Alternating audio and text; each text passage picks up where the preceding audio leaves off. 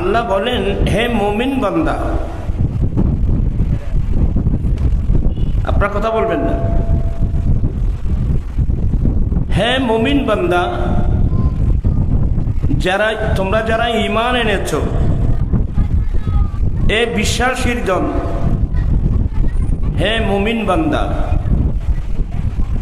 লা তুকদ্দিমু বাইনা ইয়াদাইল্লাহি ওয়া রাসূলিহি। হে মুমিন বান্দা, তোমরা জীবনের কোন ক্ষেত্রে আল্লাহ এবং তার রসুলের আগে বাড়বে না। কথাগুলো বুঝতে পারছেন আপনারা? হে মুমিন বান্দা, তোমরা জীবনের কোন ক্ষেত্রে,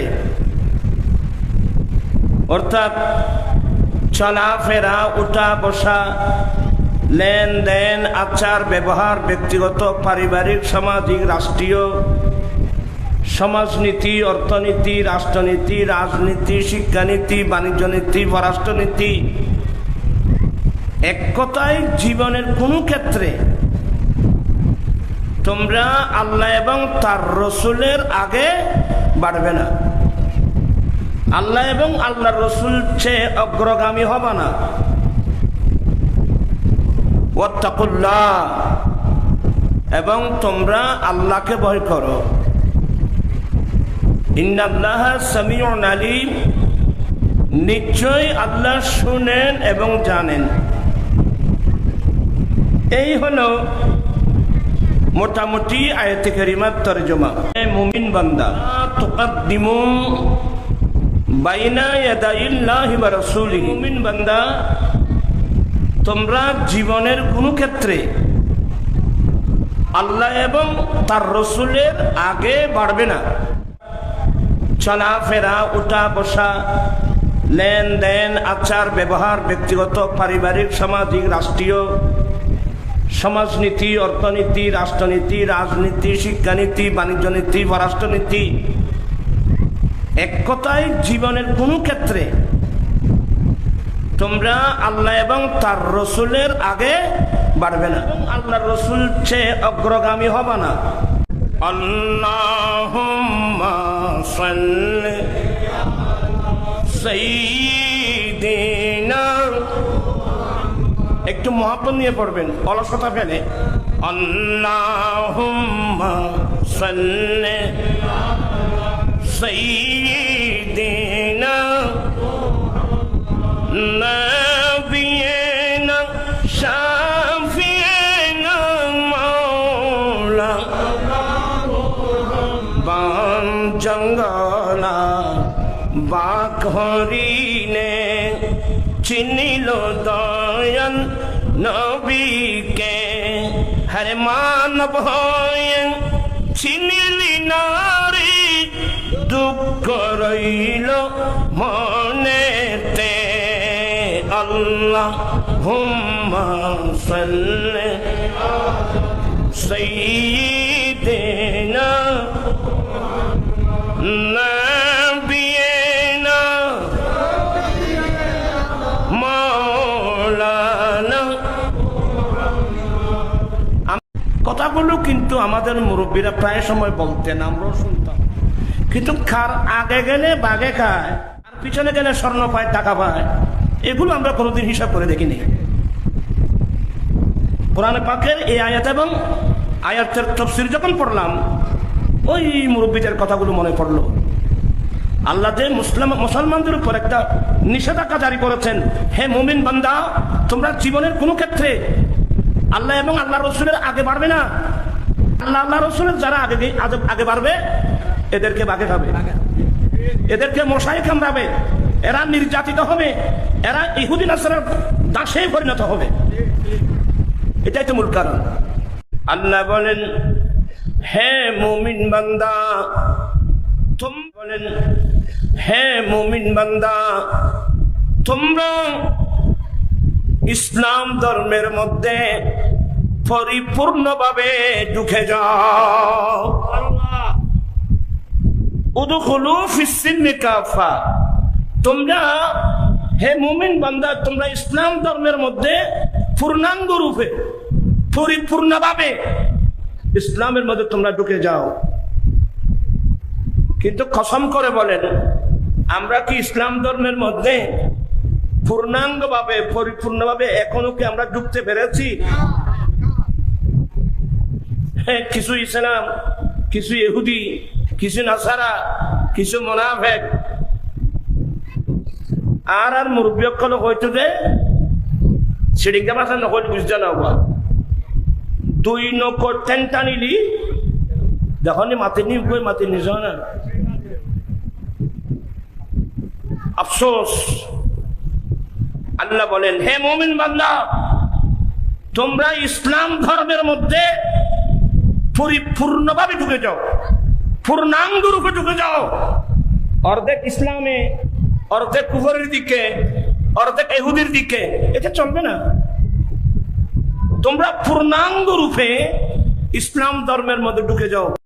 নির্যাতিত যে খরাদার ইহুদি হলে আর রাসূলের সীমা পারের আর আগে আমাদের গোটা বাংলাদেশ না গোটা বিশ্বে মুসলমানের কি অবস্থা বলেন তো? মুসলমান অবস্থা কি? মুসলমান মার খাচ্ছে, মুসলমান নির্যাতিত হচ্ছে। আমরা যতক্ষণ পর্যন্ত তোমাদের মা বাবা, স্বামী স্ত্রী, সন্তান সন্ততি, পৃথিবীর বুকে যত আপনজন আছে সবার ভালোবাসার চেয়ে আমি নবীর ভালোবাসা যতক্ষণ পর্যন্ত বেশি হবে না, ততক্ষণ পর্যন্ত কেহই পূর্ণ মুমিন হতে পারবে না। নবী যখন বলছেন যতক্ষণ না আমি নবীর মোহাব্বত বেশি হবে না, ততক্ষণ পর্যন্ত মুমিন হতে পারবে না।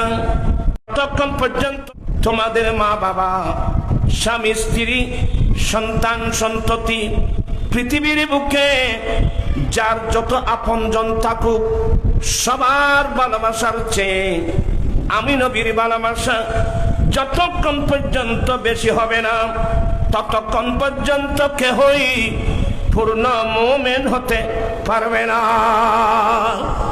জানেছি আমার নবীকে আমি ভালোবাসি। কোন ভালোবাসার নাম ঈমান?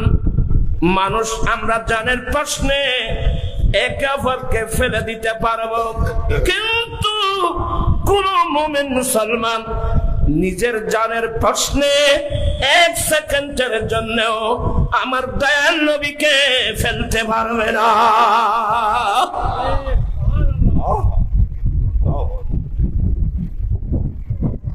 এবার নিজেরাই সিদ্ধান্ত নেন, আমরা কি আদৌ আমার জানের চেয়ে আমার নবীকে আমি ভালোবাসি?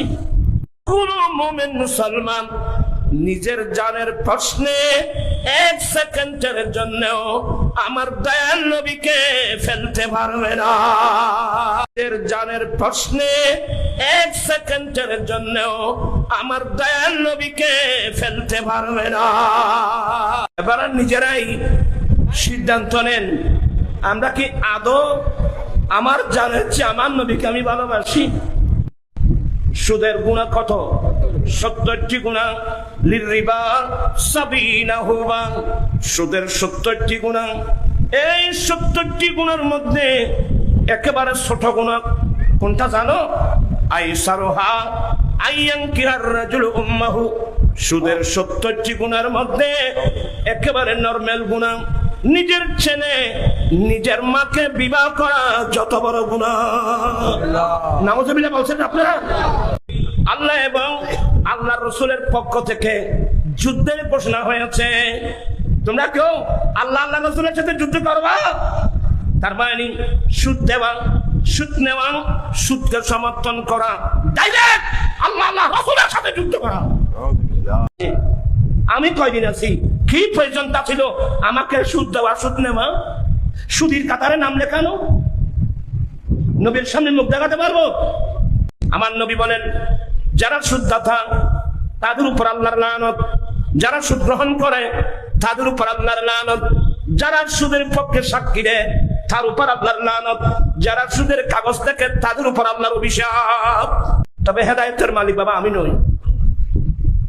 ইচ্ছা করলে কি হয়? উপায় হয়। কি প্রয়োজন আছে? আমি কয়দিন আছি, সুদ দেওয়া, সুদ নেওয়া, সুদকে সমর্থন করা, ডাইরেক্ট আল্লাহ আল্লাহ রাসূলের সাথে যুক্ত করা। কিন্তু বসে আছি জান্নাতে যাওয়ার জন্য। যত প্রকারের সুদ পাতাম, সমস্ত সুদ পাতাম আমি আমার পায়ের নিচে দফন করে দিলাম। আমার নবী সুদ সিস্টেম চিরদিনের জন্য দফন করে দিলেন। পানি আসবে, শুধু পানি নয়, চোখের পানির পর রক্ত আসবে। যেই নবী সুদ সিস্টেম দফন করে দিলেন, আজকে সেই নবীর কলমা পড়ে মুসলমান হয়ে আমরা রাজনীতির নাম দিয়ে ইহুদি নাসরাকে খুশি করার জন্য, তাদের সাথে কাঁধে কাঁধ মিলানোর জন্য কবরস্থান থেকে সুদগুলো এনে আমরা রাষ্ট্রীয়ভাবে প্রতিষ্ঠা করেছি। আমি 1 মাস পরে দিয়ে দেব। হ্যাঁ হ্যাঁ দেব তো, 1 মাস পরে, কিন্তু তুমি আমাকে 5,500 টাকা দিতে হবে। তাইলে মূল ছিল কত? 5,000। এসপিআর কত? 500 দিচ্ছে কে? গরিব মানুষ নিচ্ছে কে? পয়সাওয়ালা। এর চেয়ে মানবতা বিরোধী কাজ আর কি আছে? আমার রাসূল কত সুন্দর, কারণ আমার রাসূল এসে দুনিয়াতে দেখলেন যে, একেবারে মক্কা শরীফে দেখলেন যে, আরে চক্রবৃদ্ধি সুদ না? হ্যাঁ, সুদ। আচ্ছা, সুদ মানে বুঝেন? সুদ মানে হলো বেড়ারা সিঁড়িকে বাসাত কয়ে দে গরিবুর মায়ের কারিগর। আমরা কোন নবীর কলমা পড়েছি? যেই নবীর আদর্শের প্রশংসা করলেন মহান রব্বুল আলামিন, ইন্নাকা লাআলা খুলুকিন আযীম। হে নবী, নিশ্চয় আপনি অতি উত্তম আদর্শের উপর অধিষ্ঠিত, নিশ্চয় আপনি অতি উত্তম আদর্শের মালিক। আমার রাসূল দিয়েছেন দরিদ্রতা বিমোচনের লক্ষ্যে যাকাত এনে দিয়েছেন। আল্লাহ পুঁজিপতির উপর যাকাত ফরজ করেছেন। কার উপর? পুঁজিপতির উপর। তুখাযু মিন আগনিয়াইহিম, পয়সাওয়ালা পুঁজিপতি যারা, তাদের থেকে নাও। ফাতুরাদ্দু আলা ফুকরাইহিম, গরিবদের মধ্যে বন্টন করো। কি মানে? আমার রাসূল দিয়েছেন যাকাত ভিত্তিক সুদ মুক্ত সমাজ ব্যবস্থা, যাকাত ভিত্তিক সুদ মুক্ত। আর আমরা বানিয়েছি সুদ ভিত্তিক যাকাত মুক্ত। নারী পুরুষ অক্ত চলে যাওয়ার পরেও কিন্তু অক্ত মোতাবেক নামাজ পড়া ফরজ। কিতাবা মাওকুতা আই মাফরুদা, অক্ত মোতাবেক নামাজ পড়া ফরজ। কিন্তু কোন মানুষ যদি কোন বালেগ পুরুষ বা মহিলা অক্ত চলে যাওয়ার পরেও সে 1 ওয়াক্ত ফরজ নামাজ পড়লো না, ইসলামী হুকুমতের বিধান কি? আমাদের ইমাম আজম ইমাম আবু হানিফা রাহমাতুল্লাহ আলাইহির ফতোয়া, তাকে সাথে সাথে অ্যারেস্ট করে জেলখানায় দিতে হবে। 1 ওয়াক্ত ফরজ নামাজ আদায় না করলে, আমাদের মাযহাবের ইমাম আবু হানিফার ফতোয়া হলো তাকে অ্যারেস্ট করে। আর কোন সাহস তুমি আল্লাহর অর্ডার পালন করলে না? কি সাহস তোমার? এটা জমিন কার? আল্লাহ। আসমান কার? সূর্য কার? চন্দ্র কার? আমরা কার? তোমার কি সাহস? মালিকের হুকুম অমান্য করছো। এমন যুগ ছিল, যেমন বনী ইসরাইলের একটা আইন, তোমরা শনিবার দিন মাছ শিকার করবে না, হারাম। আল্লাহর কানুনটা অমান্য করার কারণে সাথে সাথে আল্লাহ তাদেরকে গজব দিয়ে বানর বানিয়ে দিয়েছে। এই বিচার যখন শুরু করলো, আল্লাহ হুকুম জিবরিল এই লূত আলাইহিস সালামের কওমের গ্রাম যত 60 জমিনের নিচ দিয়ে তুমি ডাঙা ঢুকায় গোটা গ্রাম তোমার দানার মধ্যে নাও, আকাশের উপরে নিয়ে আসো। আকাশের উপর যখন নিয়ে গেল, বলে এবার মারো নিচের দিকে।